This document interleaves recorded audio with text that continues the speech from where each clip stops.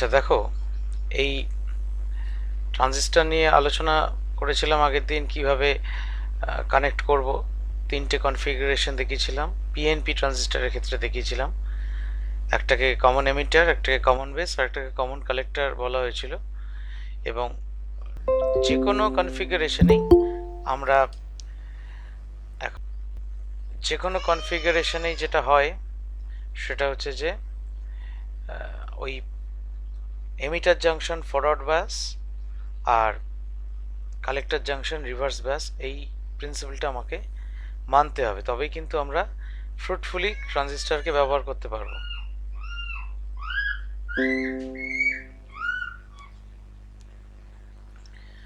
বেশ,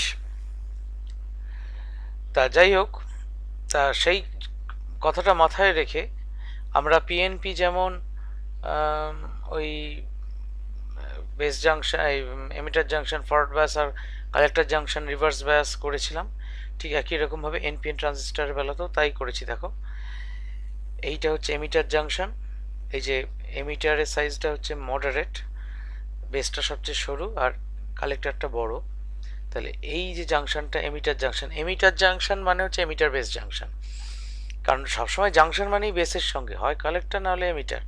তাহলে emitter junction যখন বলা হবে তার মানে বোঝানো হবে এমিটার এবং বেসের যে জাংশন। এমিটার বেসের জাংশন কোনটা? এইটা এমিটার বেস জাংশনকে, তার মানে এমিটারটা এখানে এন রিজিয়ান, তাহলে আমাকে এটাকে ফরওয়ার্ড বাস করতে গেলে ব্যাটারি নেগেটিভের সঙ্গে জুড়েছি, আর এই বেসের দিকটা ব্যাটারি পজিটিভের সঙ্গে জুড়েছি। তাহলে এই অংশটা আমার ফরওয়ার্ড বাসড হলো। আর কালেক্টর জাংশন রিভার্স বাস করতে হবে, তাহলে এন রিজিয়ন কালেক্টর, সেটা ব্যাটারি পজিটিভের সঙ্গে জোড়া হয়েছে। আর এটা যেহেতু সি মোড, তাহলে একদম সোজা এনে এই বেসে নয়, একবারে এসে এনে এমিটারে আমরা কানেক্ট করেছি। এই সিবি মোডে সেই একই ঘটনা, অর্থাৎ এমিটার জাংশন ফরওয়ার্ড ব্যাস, দেখো এই যে ফরওয়ার্ড ব্যাস করেছি, আর বেস জাংশন এই কালেক্টর জাংশন রিভার্স ব্যাস তাই করেছি। এইখানে এটা ফরওয়ার্ড ব্যাটারি পজিটিভের সঙ্গে জোড়া হয়েছে, তাহলে রিভার্স বায়াসড। আর সিসি মোড বা কমন কালেক্টর মোড, কালেক্টরটা যেখানে common, common to both input and output. যে কোনো ইন্ডাস্ট্রিয়াল সার্কিটের ক্ষেত্রে একটা জিনিস বলি, সেটা হচ্ছে the left side is always taken as input and the right side is always taken as output, এটা স্ট্যান্ডার্ড। সার্কিট সিম্বলে আসি। সার্কিট সিম্বল এনপিএন ট্রানজিস্টরের ক্ষেত্রে এইরকম একটা সার্কিট সিম্বল ব্যবহার করা হয়। এই সার্কিট সিম্বলের এই তলার দিকে যে দিকটা অ্যারো দেওয়া আছে, দেখো হয় অ্যারোটা ভিতরের দিক থেকে বাইরের দিকে আসছে, মানে অর্থাৎ এখানে, আর এখানে বাইরের দিক থেকে ভিতরের দিকে যাচ্ছে এইখানে। তফাৎ শুধুমাত্র সিম্বলের ক্ষেত্রে এইটাতে, অর্থাৎ এনপিএন ট্রানজিস্টরের বেলায় অ্যারোটা ইট ইজ ডিরেক্টেড আউটওয়ার্ডস, আর পিএনপি ট্রানজিস্টরের ক্ষেত্রে that arrow is directed inwards. আর বাদ বাকি কিন্তু কোনো তফাৎ নেই। তাহলে এই অ্যারো ডিরেকশনটা দেখে আমরা এনপিএন ট্রানজিস্টর না পিএনপি ট্রানজিস্টর বুঝে যাব। এইবার আমাদের যেটা যে জায়গাটায় আসতে হবে সেটা হচ্ছে যে এখানে একটুখানি দাঁড়াও দেখে নি, না ওটা এখানে আলোচনা করা নেই। যে জায়গাটা আলোচনা করব সেটা হচ্ছে যে, দেখো এই যে একটা কথা আগের দিন বলেছিলাম, এই এমিটারটা মাঝামাঝি সাইজের, বেসটা সবচেয়ে ছোট, কালেক্টরটা সবচেয়ে বড়। সেটা কি পিএনপি কি এনপিএন দুজনের ক্ষেত্রেই, এখানে পিএনপির ছবি আছে আর এখানে এনপিএন এর বেলাতেও একই রকম ব্যাপার। তা মনে প্রশ্ন জাগতেই পারে যে ওয়াই এরকম ঘটনা কেন ঘটানো হয়েছে, অর্থাৎ হোয়াট ইজ দ্য রিজন। তা এই রিজনটার কারণ হচ্ছে এমিটারটা দিয়ে যে কারেন্টটা প্রবেশ করে সেই কারেন্টটাই কালেক্টর দিয়ে বেরোয়। বেস দিয়ে কারেন্ট খুব কম যায়, মানে যায় না বললেই চলে। বেস কারেন্টের ভ্যালু মাইক্রো অ্যাম্পিয়ার লেভেলের হয়। সেখানে তোমার এমনি সাধারণ ট্রানজিস্টারে এমিটার মানে এইরকম জায়গায় এই এমিটারের মধ্যে দিয়ে পাস করা কারেন্টের পরিমাণটা কীরকম হয় না, মিলি অ্যাম্পিয়ার এই রেঞ্জের হয়। আর যদি পাওয়ার ট্রানজিস্টার হয় সেখানে অ্যাম্পিয়ার রেঞ্জেরও কারেন্ট ফ্লো করতে পারে। তাহলে এই কারেন্টটাই তো এর মধ্যে দিয়ে ফ্লো করছে, এই বেস দিয়ে যেটুকু বেরোচ্ছে বা ঢুকছে সেটা খুব কম, মেনলি এইখান দিয়ে কারেন্টটা গোটাটা পাস করছে। তাহলে কারেন্ট পাস করলে জুল হিটিং হবে, গরম হয়ে যাবে। তাহলে সেই জুল হিটিং এর ফর্মুলা কি? আই স্কোয়ার আর, আই বা আই স্কোয়ার আর টি, টিটা বাদ দাও, একই সময় ধরে ফ্লো করছে। এবং আমি যদি ধরে নিই এই কারেন্টটা যেটা এমিটারের মধ্যে দিয়ে পাস করছে সেই কারেন্টটাই কালেক্টরের মধ্যে দিয়ে পাস করছে, তাহলে হিসেব মতো আমার এমিটারের মধ্যে দিয়ে কারেন্ট পাস করার ফলে যতটা হিট হবে কালেক্টরের মধ্যে দিয়েও ততটাই হিট হওয়ার কথা। হ্যাঁ না না, কি মনে হয়? হ্যাঁ স্যার। না sir, better should have said no. I square আর ছিল, হিটটা ডিপেন্ড করে শুধুমাত্র আই এর উপর নয় আর এর উপর। যদি একটা রেজিস্ট্যান্স কম হয় আর একটা রেজিস্ট্যান্স বেশি হয়, হ্যাঁ হ্যাঁ, নো নো নো। তাহলে কিন্তু যেটার রেজিস্ট্যান্স বেশি সেখানে বেশি হিট উৎপন্ন হবে, আর যেখানে রেজিস্ট্যান্স কম সেখানে কম হিট উৎপন্ন হবে, কিন্তু দুটোর মধ্যে দিয়ে একই কারেন্ট যাচ্ছে ধরে নাও। তাহলে আবার আমরা পুরোনো জায়গায় ফিরে যাই যে এই এমিটার বেস জাংশন এটা তো ফরওয়ার্ড বায়াসে আছে। আমরা তো প্রথমেই লিখে দিয়েছিলাম যে সবচেয়ে কার্যকর বায়াসিং হয় যদি emitter base junction forward biased এবং collector base junction reverse biased থাকে। তাহলে এমিটার বেস জাংশন যদি ফরওয়ার্ড বায়াসড থাকে তাহলে তার রেজিস্ট্যান্স বেশি হবে, না রিভার্স বায়াসে থাকলে রেজিস্ট্যান্স বেশি হবে? কি মনে হয়? ডায়োড পড়েছো তো, পিএন জাংশন ডায়োডের কনসেপ্ট থেকে বলতে পারবে। পিএন জাংশন ডায়োডের কনসেপ্ট থেকে বলতে পারবে। দেখো ডায়োডের ক্ষেত্রে, পিএন জাংশন ডায়োডের ক্ষেত্রে ফরওয়ার্ড বায়াসে বেশি কারেন্ট ফ্লো করতো না রিভার্স বায়াসে বেশি কারেন্ট ফ্লো করতো? তাহলে ফরওয়ার্ড বায়াসে যদি কারেন্ট বেশি ফ্লো করতো, তার মানে কারেন্ট কেন বেশি ফ্লো করে? না রেজিস্ট্যান্স কম বলে। ভি ইকুয়াল টু তো আই আর, তাহলে আর যখন কম তখন আই বেশি হয়, তো সাধারণ আমাদের বেসিক কনসেপ্ট। তাহলে ফরওয়ার্ড বায়াসের রোধ বা রেজিস্ট্যান্সটা কম, রিভার্স বায়াসের রেজিস্ট্যান্স বেশি, তাই তো? এটুকু তো নিশ্চয়ই লজিক্যালি বুঝতে পারছো নাকি? পিএন ট্রানজিস্টার বা পিএনপি ট্রানজিস্টার যাই হোক না কেন, emitter junction is always forward biased and collector junction is always reverse biased. তাহলে এমিটার বেস জাংশনের রেজিস্ট্যান্স অত্যন্ত কম, কালেক্টর বেস জাংশনের রেজিস্ট্যান্স অত্যন্ত হাই। তাহলে আই স্কোয়ার আর যদি হিটিং এফেক্ট অফ কারেন্টের যে ফর্মুলা সেটা যদি আই স্কোয়ার আর হয়, তাহলে যে পাওয়ারটা ডিসিপেট করছে সেটা যদি আই স্কোয়ার আর হয়, তাহলে যার রেজিস্ট্যান্স বেশি, একই কারেন্ট ফ্লো করছে দুটোর মধ্যে দিয়ে, যার রেজিস্ট্যান্স বেশি তার মধ্যে দিয়ে বেশি হিট ডিসিপেটেড হবে, আর যার রেজিস্ট্যান্স কম তার মধ্যে দিয়ে বেশি হিট ডিসিপেট হবে, যার রেজিস্ট্যান্স বেশি তার মধ্যে দিয়ে বেশি হিট ডিসিপেটেড হবে। অর্থাৎ রেজিস্ট্যান্স যত বাড়বে হিট প্রোডাকশন তত বাড়বে। তাহলে কোন জায়গাটা গরম হওয়ার প্রবণতা সবচেয়ে বেশি থাকবে? কালেক্টর রিজিয়নটা।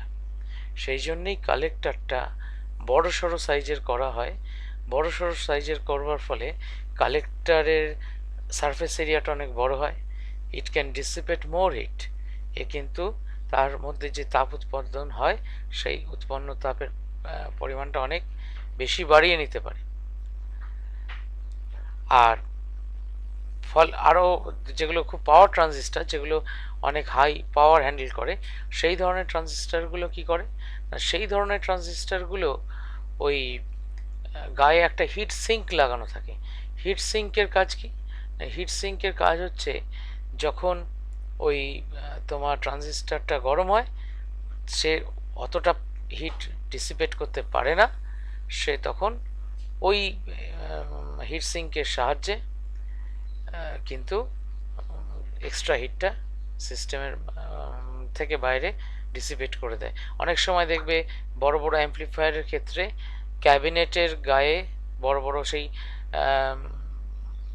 পটলের মতো দেখতে আকৃতির একটা ফিটিংস লাগানো থাকে, দোজ আর ট্রানজিস্টার্স। এমনকি আমাদের স্কুলের যে অ্যাম্পলিফায়ার তার গায়েও আছে, যদি কোনোদিন মনে করিয়ে দাও তাহলে আমি দেখিয়েও দিতে পারি সামনে থাকলে। তাতে করে কালেক্টরটা থেকে যে এত হিট তৈরি হয়, অত বড় বড় স্পিকার বাজছে, মানে সেখানে পাওয়ার রেটিং অত্যন্ত বেশি, সেই স্পিকারে যে মানে সেই ট্রানজিস্টারটা যে গরম হয়, সেই ট্রানজিস্টারটাকে ঠান্ডা করার জন্য এই ব্যবস্থা করা হয়েছে। এইবার সার্কিট সিম্বল হয়ে গেছে আমাদের। এবার সি মোডে আমাদের, আচ্ছা একটা কথা বলি, আমরা আগের দিনও আলোচনা করেছিলাম যে যখন কোনো একটা যন্ত্র তৈরি হয়, সর্বপ্রথম যে কাজটা আমাদের করতে হয় সেটা হচ্ছে তার ভিআই ক্যারেক্টারিস্টিক্স টেস্ট করে দেখে নিতে হয়। ভিআই ক্যারেক্টারিস্টিক্স কেমন, ভিআই ক্যারেক্টারিস্টিক্স কেমন না দেখলে সেই যন্ত্রটাকে কি কাজে লাগাবো সেটা আমরা বুঝতে পারবো না। তবে হ্যাঁ, একটা কথা বলি, সবচেয়ে বেশি ব্যবহার হয় এই কমন এমিটার মোড বা সাধারণ নিঃসারক যে কানেকশন ব্যবস্থা, তার সেই ভাবে ট্রানজিস্টরের প্রয়োগটা সবচেয়ে বেশি। সিবি মোড বা সি মোড এদের ব্যবহার তুলনামূলকভাবে কম। এবং সিই মোড আমরা অ্যাম্পলিফায়ারকে, এই ট্রানজিস্টরকে সবচেয়ে প্রথম ব্যবহার করা হয়েছিল অ্যাম্পলিফায়ার হিসেবে। এই অ্যাম্পলিফায়ার হিসেবেই কিন্তু ট্রানজিস্টরের ব্যবহার সবচেয়ে বেশি। আরও অন্যান্য ব্যবহার আছে, সবচেয়ে বেশি ট্রানজিস্টর হিসেবে ব্যবহার করা হয় অ্যাম্পলিফিকেশন পারপাসে। তা যাই হোক, এই যে ছবিটা দেখতে পাচ্ছ এই বাঁদিকে, এই যে ছবিটা, এই ছবিটায় এইখানে দেখো, এটা সি মোডে কানেক্টেড একটা এনপিএন ট্রানজিস্টার। এনপিএন ট্রানজিস্টার মানে এই এমিটারটা হচ্ছে তার মানে এন রিজিয়ান, সেটা ব্যাটারি নেগেটিভের সঙ্গে জোড়া। বেসটা হচ্ছে পি রিজিয়ান, সেটা ব্যাটারি পজিটিভের সঙ্গে জোড়া, অর্থাৎ emitter base junction is forward biased. আর কালেক্টরেরটা এন রিজিয়ান, সেটা ব্যাটারি পজিটিভের সঙ্গে জোড়া, সেটা তার মানে ইট ইজ রিভার্স বায়াসড।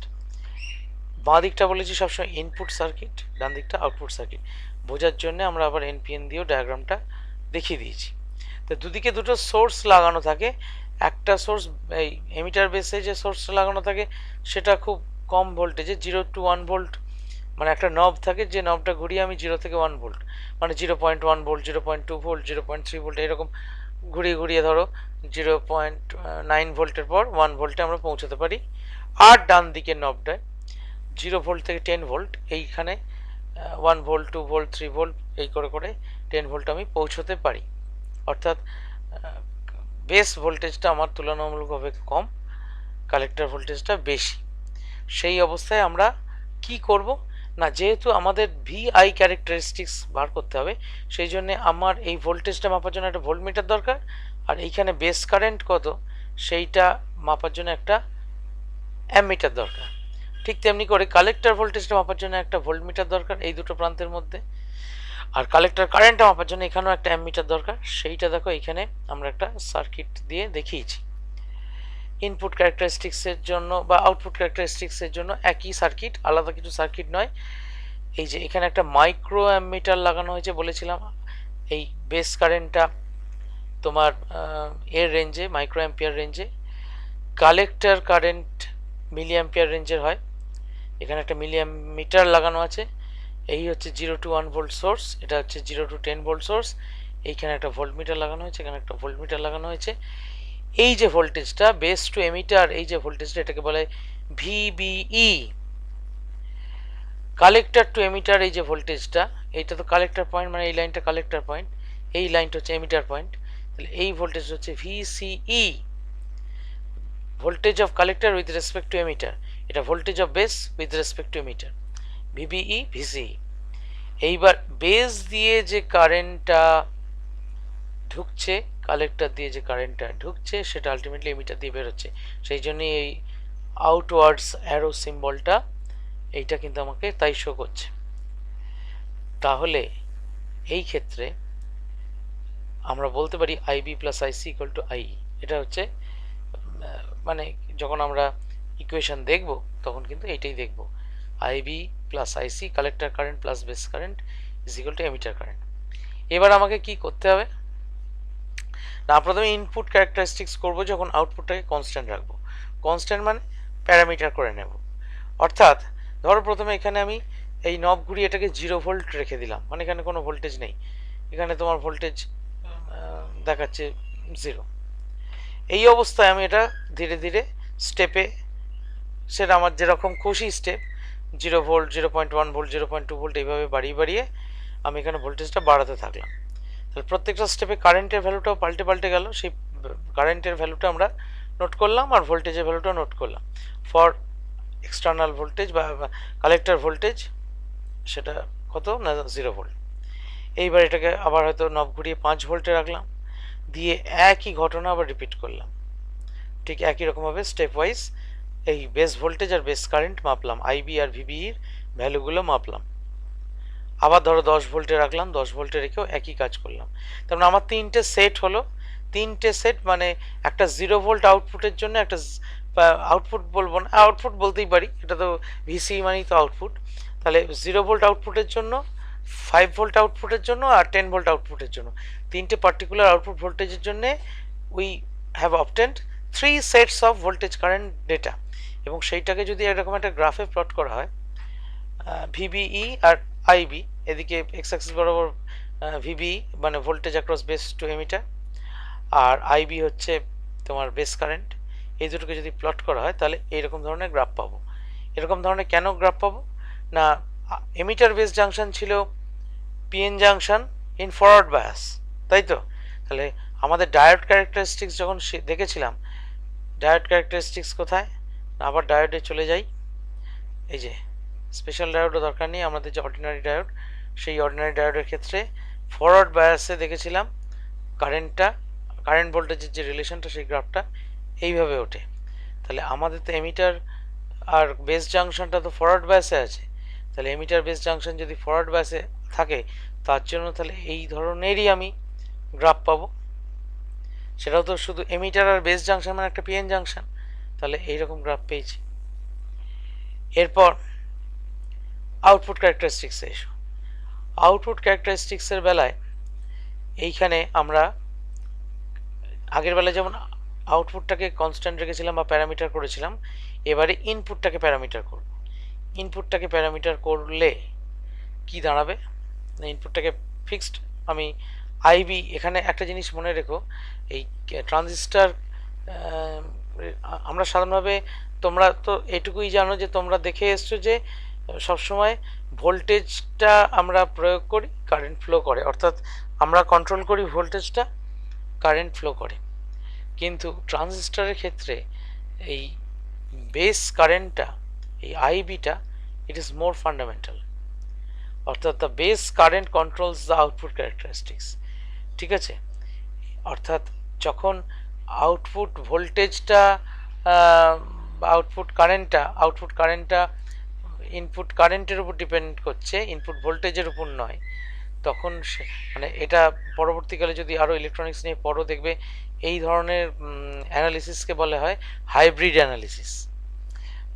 মানে আমরা অনেক ধরনের অ্যানালিসিস করতে পারি, মানে ভোল্টেজের সঙ্গে, মানে ইনপুট ভোল্টেজের সঙ্গে আউটপুট ভোল্টেজ, ইনপুট ভোল্টেজের সঙ্গে আউটপুট কারেন্ট, আবার তোমার আউটপুট ভোল্টেজের সঙ্গে ইনপুট ভোল্টেজ, আউটপুট ভোল্টেজের সঙ্গে আউটপুট কারেন্ট, এইরকম এই প্যারামিটারগুলো পরবর্তীকালে পড়তে পারবে আর কি। এই প্যারামিটারগুলো হাইব্রিড প্যারামিটার্স বলা হয়। তাই এই ট্রানজিস্টার অ্যানালিসিসের জন্য হাইব্রিড প্যারামিটার চুজ করা হয়েছে, মানে এটা বেশি কনভিনিয়েন্ট বলে। তাই এই হাইব্রিড প্যারামিটারে আমরা, আমাদের কন্ট্রোল হচ্ছে আইবির উপর, মানে আমরা এই ভোল্টেজ কি আমার দেখা দরকার নেই, আমার হয়তো এখানে হাফ টার্ন নব ঘোরালে হয়তো 0.1 ভোল্ট ভোল্টেজ বাড়লো, কিন্তু এখানে কারেন্ট হয়তো 3 গুণ বেড়ে গেল, সেটা হতেই পারে। সুতরাং we will stick to this value of IB. তার মানে আইবি প্রথমে 0 করে রাখবো এখানে, মানে এখানে কোনো ভোল্টেজ দেবো না, তাহলে আইবি 0 হয়ে থাকবে। তখন একটা এই আউটপুট ভোল্টেজ 0 থেকে 10 ভোল্ট বাড়াতে বাড়াতে যাবো, এবং তার জন্য যে এই আইসির ভ্যালু সেটা নোট করতে করতে যাব, একটা সেট তৈরি হবে। এই যে 0 micro ampere, for IB equal to 0 micro ampere. আমরা যদি ভিসি আর আইসি প্লট করি, আমরা এইরকম ধরনের একটা গ্রাফ দেখতে পাবো, এই যে এরকম টাইপের।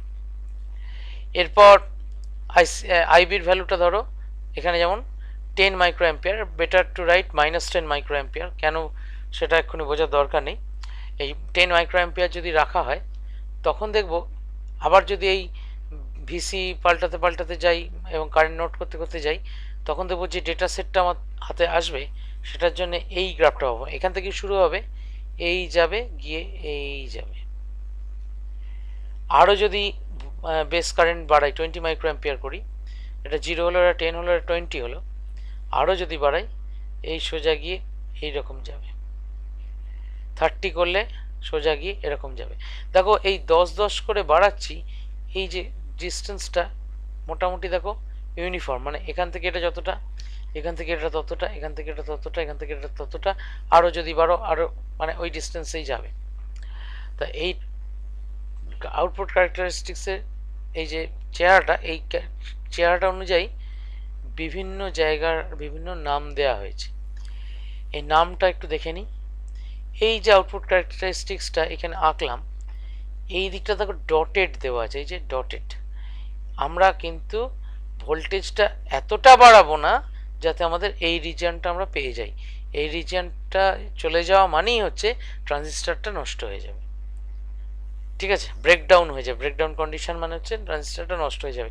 তাহলে ভোল্টেজ যে ভিসিটা যে বাড়াচ্ছি আমি নব ঘুরিয়ে, সেটা একটা লিমিট অবধি বাড়ানো যাবে, তার চেয়ে বেশি বাড়ানো হবে না। এবং তোমরা স্কুলের এক্সপেরিমেন্টে যে কিটে এক্সপেরিমেন্ট করবে, সেখানে যে ভোল্টেজ সোর্সটা দেওয়া আছে সেটা ওই রেঞ্জের মধ্যেই দেওয়া আছে, তুমি চাইলেও বাড়াতে পারবে না তার চেয়ে বেশি। এই জন্যে এই রিজনটা আমরা অ্যাভয়েড করি, সেই জন্য এটা ডটেড। তা আমরা যদি এই রিজনটাকে ধরে নিই, এই রিজনটাকে তাই জন্য ব্রেকডাউন রিজন বলে। এইটাকে তলার অংশটাকে, অর্থাৎ এই 0 মাইক্রো অ্যাম্পিয়ারের চেয়েও যেটা তলার অংশ, মানে আমি তো এই তোমার বেস কারেন্টটাকে 0 থেকে কমাতে পারছি না, তাহলে এখানে 0টা মিনিমাম। 0 কখন হবে না, আমি যখন এই সার্কিটটা কাট করে দেবো, এখানে কোনো আমি ভোল্টেজই দিয়ে রাখবো না, তখন এখানটা 0। তাহলে সেই জায়গায় প্রথম যে গ্রাফটা পেয়েছিলাম সেটা হচ্ছে এইটা। তাহলে তার তলায় অংশে কোনো কারেন্ট নেই, আইসির কোনো ভ্যালু নেই, ভিসি আমি যতই বাড়িয়ে যাই কোনো কারেন্ট পাবো এই জায়গায় পাবো না। তাহলে তোমার এই জায়গাটাকে তাই জন্য কাট অফ বলা হয়। এটা তো ব্রেকডাউন হলো। এই জায়গাটাকে নাম দেওয়া হচ্ছে স্যাচুরেশন। কেন স্যাচুরেশন সেটা আলোচনা করছি না, নামটা জেনে রাখো আপাতত। এইটা আলোচনা করতে গেলে আমাদের ওই মেজরিটি কেরিয়ার, মাইনরিটি কেরিয়ার ইত্যাদি নিয়ে অনেকক্ষণ বকবক করতে হবে, তবে বোঝাতে পারবো এটা কেন স্যাচুরেশন। আর এই মাঝের অংশটা, এই জায়গাটাকে বলা হয় active region. Why is this call active region? Because আমরা ট্রানজিস্টরকে মূলত যে পারপাসে ব্যবহার করবো, অর্থাৎ ট্রানজিস্টরকে ব্যবহার করবো অ্যাম্প্লিফায়ার হিসেবে প্রয়োগ করবার জন্যে উই রিকোয়ার দিস রিজিয়ন। তাহলে অন্য রিজনগুলো কোনো কাজে লাগে না, কাট অফ কোনো কাজে লাগে না। কাট অফ কাজে লাগে না বলবো না, কাট অফ কাজে লাগে, আসছি। কাট অফ কাজে লাগে, কিন্তু ব্রেকডাউন কোনো কাজে লাগে না। এই কাট অফ আর এই স্যাচুরেশন, এই রিজিয়নটা কাজে লাগে সুইচিং সার্কিটে, অর্থাৎ ট্রানজিস্টর আবার সুইচ হিসেবেও কাজ করে। সুইচ হিসেবে কাজ করে, যদি ডিজিটাল ইলেকট্রনিক্স পড়া হয়ে গিয়ে থাকে, নট গেট পড়েছো নিশ্চয়ই, যদিও বোধহয় ডিজিটাল ইলেকট্রনিক্স এখন সিলেবাসের মনে বাইরে চলে গেছে নাকি, খেয়াল নেই আমার। তা সেই ডিজিটাল ইলেকট্রনিক্সের নট গেট যেটা, যে আমি যখন ইনপুট দেবো তখন আউটপুট 0, যখন ইনপুট দেবো না তখন আউটপুট ফুল।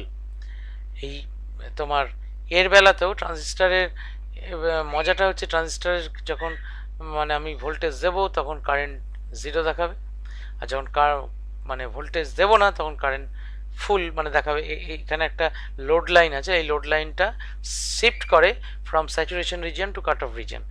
কাট অফ রিজিয়নে ভোল্টেজ আছে কিন্তু কারেন্ট নেই, কাট অফ মানে বুঝতেই পারছো। আর এইখানে এই আইসির উপর যদি কোনো পয়েন্ট আমি চুজ করি এই লোড লাইনে, তাহলে এই লাইনের উপর কোনো পয়েন্টে ভিসির ভ্যালু কত, ওই ওয়াই অ্যাক্সিসে তোমার যদি ওয়াই অ্যাক্সিসের উপর কোনো পয়েন্টে এক্স কোঅর্ডিনেট জিজ্ঞেস করে, কি বলবে? এক্স কোঅর্ডিনেট 0 সবসময়। তাহলে এই লাইনের উপর ভিসির ভ্যালু 0, অর্থাৎ current is present but there is no voltage. তার মানে ওই এটা সেই ইয়ের মতো হয়ে গেল আর কি, আমাদের নট গেটের মতো হয়ে গেল।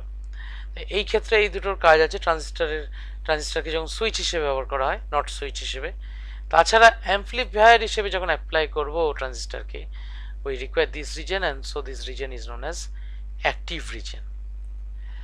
কারেন্ট গেইন অ্যাপ্লিকেশন আজকে পড়াবো না, থাক। আমরা নেক্সট ক্লাস যেটা পাবো সেই ক্লাসে আমরা এই পার্টটা শেষ করে দেবো, এই ট্রানজিস্টরের যে তোমার অ্যাম্প্লিফিকেশন পার্ট, সেই অ্যাম্প্লিফিকেশন পার্টটা শেষ করে দেবো। তোমাদের প্রশ্ন আছে কিছু?